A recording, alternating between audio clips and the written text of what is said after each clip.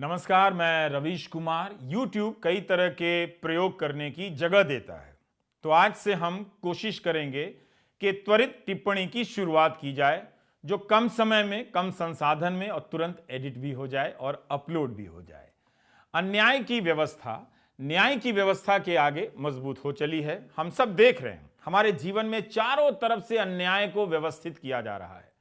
दिल्ली विश्वविद्यालय का एक फैसला बताता हूं।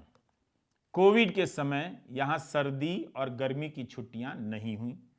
इसकी भरपाई के लिए जो परमानेंट टीचर हैं, उन्हें हर साल के हिसाब से 12 छुट्टियां दी जा रही हैं।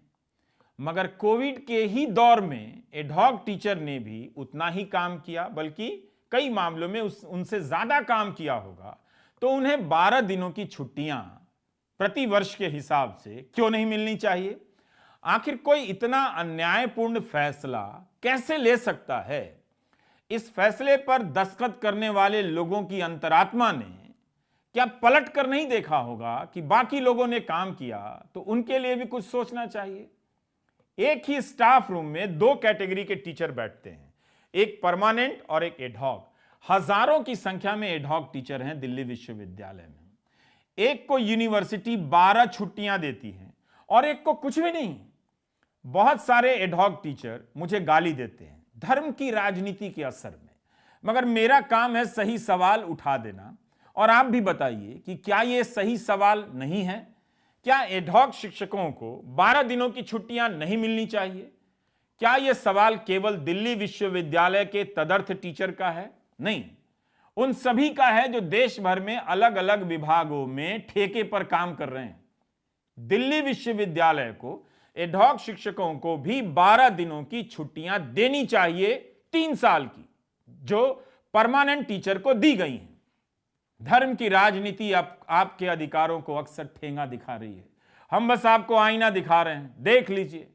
एक और खबर है जिसकी चर्चा आप सुन नहीं रहे होंगे, मगर खबर छप रही है। इलाहाबाद हाईकोर्ट में गंगा की सफाई को लेकर पिछले साल से कई बार सुनवाई हो चुकी है और सुनवाई इस साल भी शुरू हो चुकी है। कोर्ट की तरफ से पूछे जा रहे सवालों को देखकर लगता ही नहीं कि इतनी सुनवाई के दौरान सरकार ने अपनी स्थिति कुछ ठीक की हो।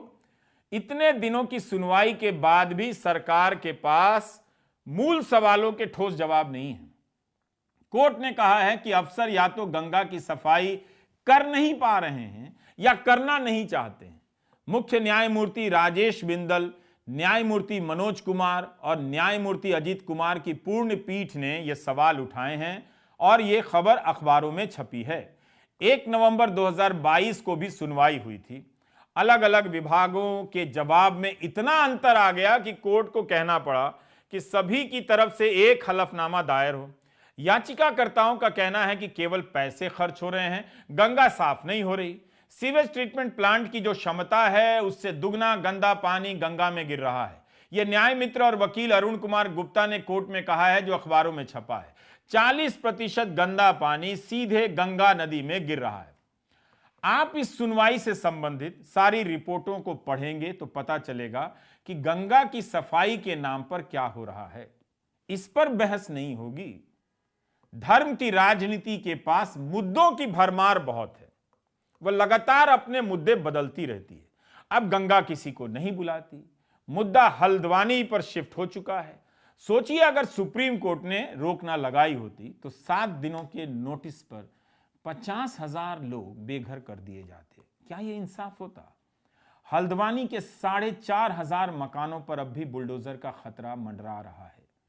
त्वरित टिप्पणी समाप्त होती है। आप रवीश कुमार ऑफिशियल जरूर सब्सक्राइब करें और ज्वाइन करें।